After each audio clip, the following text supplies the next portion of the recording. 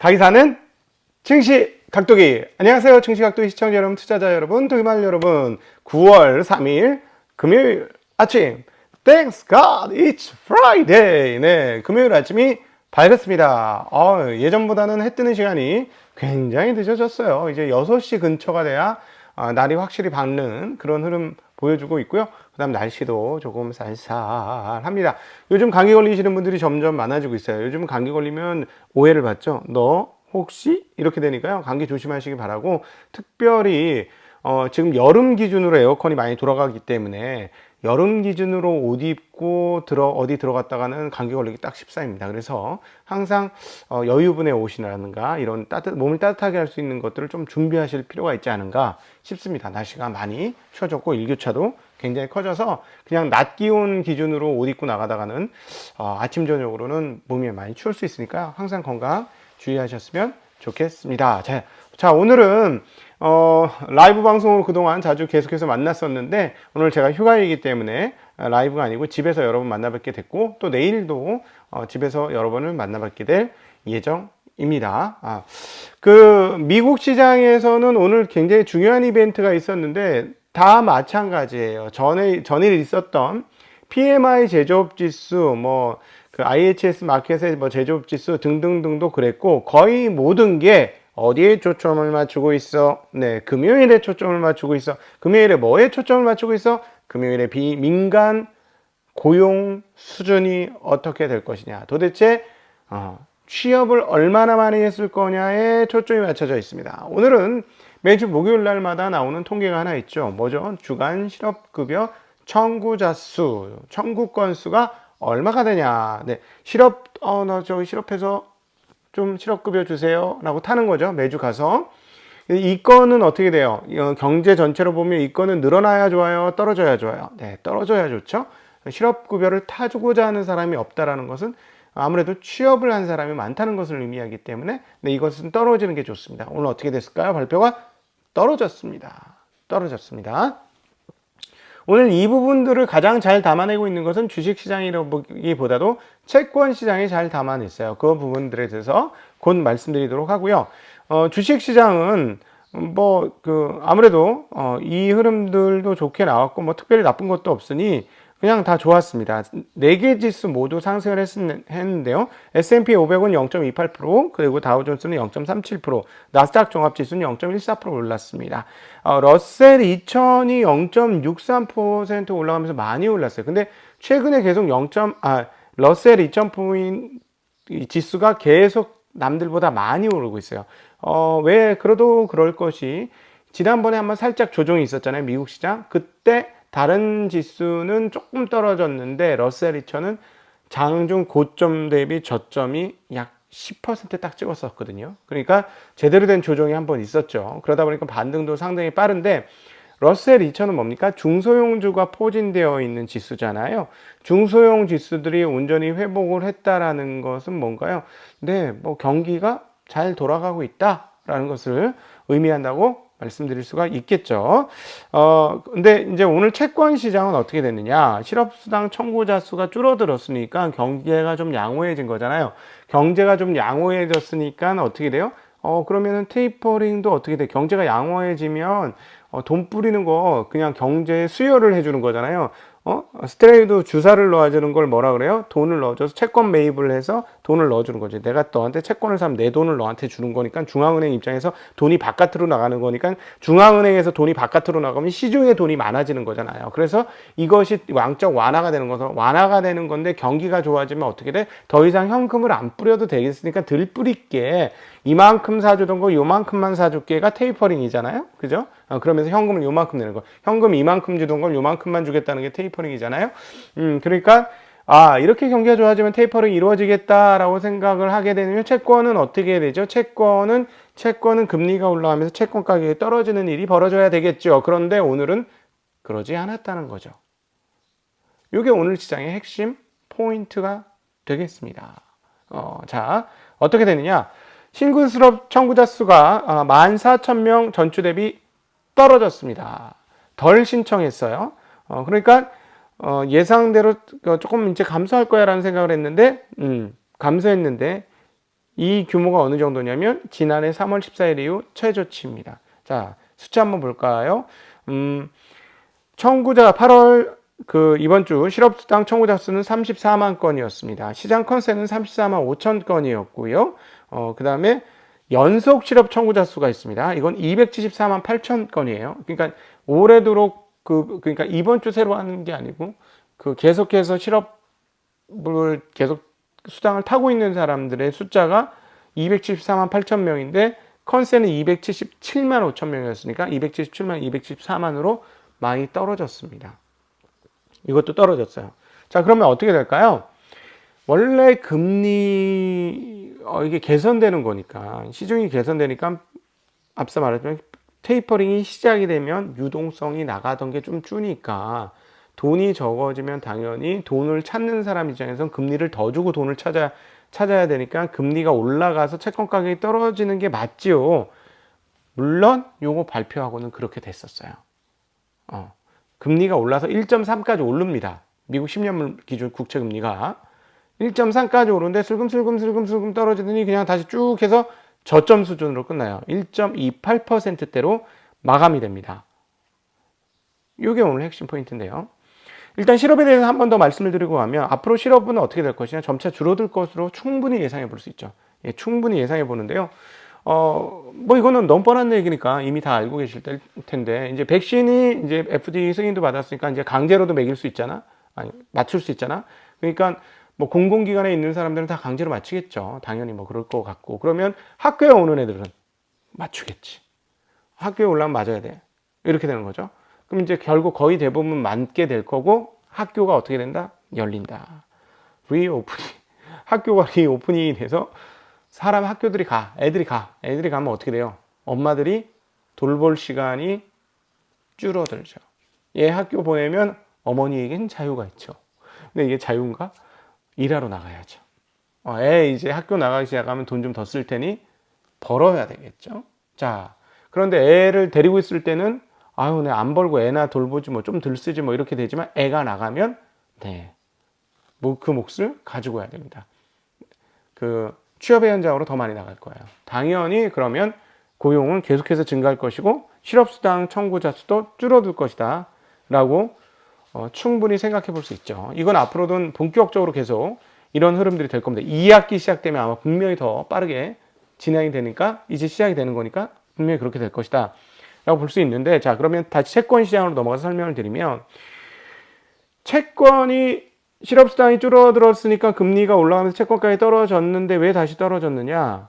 분위기 보아하니 실업수당 줄어드는 거 맞는데 뭐 얼마나 떨어졌어? 14,000명. 아유 뭐 얼마 아니잖아. 그거 당연히 떨어져야 되는 거 아니야? 그렇지. 이 정도 근데 떨어져갖고 뭘 호들갑이야. 내일 나올 민간 고용 증가 숫자는 요거 보니 실업수당 줄어든 거 보니 별거 없겠네. 그러니까 금리가 더 이상 오르지 않죠. 민간 고용이 많이 터지지 않을 것이라고 예상되는 지표들이 나왔기 때문에 그러니까 어제 제조업도 그렇고 오늘의 실업수당 청구도 그렇고 다 금요일 날 나올 민간 고용만 보고 있어요. 그래서 민간 고용 뭐 뻔히 안 나오겠네. 그러면 뭐 경기 뭐 엄청나게 활성화되는 거 아니니까 테이퍼링이 뭐 11월 달 10월 달 아니네. 그냥 뭐 12월이나 하겠네. 빨라야. 아니면 원래 예상대로 내년 1월에 하겠네. 이런 분위기가 형성이 되겠죠. 그러니까 채권 금리가 오르던 것이 다시 꺾이면서 저가 수준에서 마무리가 되었습니다. 그것이 오늘 하루의 금융 흐름들을 가장 잘 드러내고 있는 대목이 되겠고요.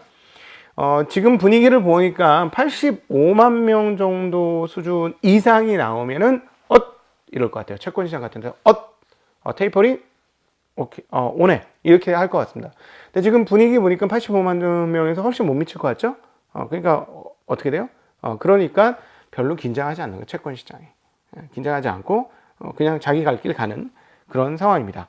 반면에 오늘 어제에 이어서 지표 중에 가장 눈에 띄는 지표는 뭐냐면은 달러 지표입니다.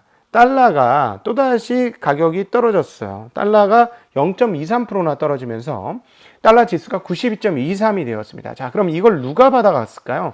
네, 맞아요. 유로가 받아갔어요. 다른 애들은 안 받아갔어요. 그러니까 달러가 약세를 보여줬는데 엔화 대비로 엄청나게 약세냐? 그거 아니더라는 거야. 그럼 원화 대비 약세냐? 원화 더 아니지. 원화 오히려 올랐어요. 1159는 환율이 올라서 원화 약세예요. 그러니까 원화 대비 달러 약세는 없었습니다. 그런데 왜 그럼 도대체 유로 대비 약세가 나타났느냐? 인데 어제의 연속선입니다. 어제 무슨 일이 있었죠? 어제 말씀드렸을 때 ECB, 유럽 중앙은행 ECB 위원회 로버트 홀츠만과 클라스 노트가 이렇게 어제 뭐가 나타나? 독일의 뭐야? 물가, 소비자 물가 지수가 엄청 높게 나왔잖아요. 28년 만인가 최고, 93년 일인가 최고 높게 나왔잖아요. 최고 높게 나오니까 뭐라 그래요? 팬데믹 긴급 매입 프로그램, 일종의 양적 완화이에요. 여기도 팬데믹 긴급 매입 프로그램, 뭘 채권을 매입하면 중앙은행이 채권을 매입하면 현금을 지불하고 채권을 매입하니까 시중에 현금이 더 돈다 이 얘기잖아요.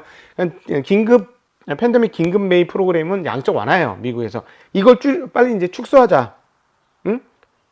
축소하자라고 하니까 사실 그 동안에 계속 약세하다는 게 땅땅 이렇게 된 거죠.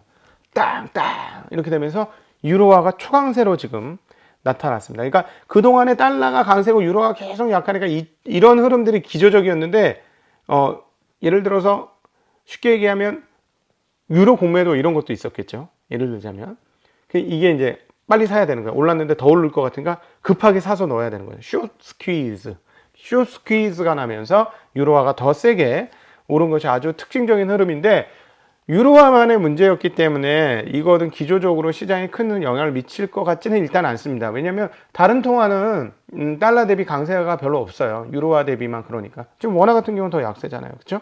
예, 그러니까 만약에 달러가 약세가 기조적으로 하면 아싸 이럴 수도 있죠. 신흥국 자본시장은. 왜냐하면 달러 들고 있는 이쪽으로 넘어가겠다라는 흐름들이 나타나면서 시장이 좀 좋아질 수 있는데 지금은 그런 정도 수준은 아니다 라고 말씀드릴 수 있겠습니다. 어쨌든 유로화는 한 달 내 최고치를 찍는 모습 보여주었습니다. 유가도 상당히 많이 올랐어요. 2% 올라가면서 70달러에 거의 육박했는데요. 바이든이 증산해달라고 얘기했던 거에 의하면 이거는 상당히 자기 갈 길 가고 있는 거죠. 물론 허리케인 피해로 인해서 재고가 감소될 것이다 라는 예상이 상당히 영향을 미쳤지만 그럼에도 불구하고 다시 70달러대까지 왔다는 건 상당히 유가가 세다. 도대체 유가의 강한 모습은 뭐를 읽으면서 이렇게 될 것인가 하는 고민을 만들어내죠. 물론 달러와 약세 영향은 분명히 있었을 거라고 봅니다. 달러가 약세가 됐으니 어차피 달러로 결제하는데 우리 가격 올려야 본전이야 이런 생각은 충분히 하겠죠. 자, 근데 이게 기저적으로 이루어진다면 뭐다? 하나는 경기의 회복과 상승세가 세다라고 생각하면 이렇게 되는데 최근에 여러분 보셨다시피 중국의 PMI 지수, 중국의 제조업 지수 이런 것들이 기준점보다 덜 나오잖아요. 물론 이래서 중국은 완화적인 스탠스를 취할 것 같습니다. 중국의 완화적 스탠스는 한국에 나쁠 건 없어 보여요. 네, 일단은 그러니까 완화적 스탠스. 그리고 왜 그러냐면 중국의 지금 완화적 스탠스는 우리가 국영기업 얘기를 하면서 어디서 더 많이 나와요? 국영기업이면 중후장대 사업이 좀 많아요. 이쪽 말고 딴 쪽이 어디야 많이 떴던 데는 인터넷, 온라인 이런 거잖아요. 이쪽보다 중후장대 산업과 기간 산업과 국가의 뭐 기간 산업을 바꾸려고 하면 중간재가 많이 필요하기 때문에 한국은 좋아요. 근데 어쨌든 그렇고 중국이 제대로 안 돌아가는데 유가가 올라가는 거는 합당하진 않습니다. 그러나 어쨌든 오펙 플러스가 계속 약간의 증산을 유지하기로 한 상황임에도 불구하고 70달러를 넘었다라는 것, 요게 아니면 달러 약세에 대한 베팅일 수도 있는데 아직 그렇게 보기에는 너무 성급하고 그럴 가능성은 있지. 뭐 그건 열려 있는 거. 그 복합적인 거죠, 뭐. 요렇게 정도로 보시는 게 맞을 것 같습니다. 다른 지표 말씀드리죠. 미국 상무가 발표한 지난 7월 미국의 무역 흐름, 무역 적자 났는데요. 전월 대비 4.3% 감소한 700억 5천만 달러가 나왔고요. 6월 무역 적자도 기존에 발표한 757억 달러에서 732억 달러로 하향 조정했습니다. 통계치가 바뀌는 거죠, 얘네가. 그리고 이번에 그 무역 적자는 709억 달러 예상했는데 그것보다는 적은 700억 달러 수준이 나왔습니다. 노동부 2분기 비농업 생산성이 전분기 대비 연율 2.1% 상승했다라고 발표했습니다. 예상은 2.4% 상승이었고요. 7월 공장제 수주 실적은 전월보다 19억 달러, 0.4% 증가한 5,081억 달러입니다. 예상은 0.3% 증가였습니다. 애플이 또다시 주가가 0.7%대 올라가면서 사상 최고치를 나타내며 마감을 했습니다. 페이스북은 유럽에서 와치 앱이 아일랜드 당국으로부터 데이터 보호 규정을 위반했다는 이유로 2억 2,500만 유로의 벌금을 부과받았다는 소식에 1.7% 상당히 큰 폭으로 하락하면서 마무리가 되었습니다. 그 넷플릭스 올랐고 코스코 올랐고 뭐 이런 것 정도 말씀드릴 수 있겠고, 반도체 지수는 그냥 그랬습니다. 반도체 지수는 어디 갔냐? 네, 반도체 지수는 0.33% 올라가면서 마무리되었고, 바이오가 1% 올라가서 최근에 바이오가 며칠간 계속 오르는 모습 보여주고 있습니다. 네, 그 애플을 제외한 나머지 4개의 기업, 빅테크 4개 기업들은 다 떨어지는 흐름들을 보여주었고, 웰스파고 어제 많이 빠졌는데 오늘 2.58% 올랐고, 넷플릭스 1.1% 올랐고, 테슬라는 0.23% 하락하면서 마무리되었습니다. 네, 이따 다시 또 오후에 뵙도록 하겠습니다. 행복한 주말 보내세요. 안녕!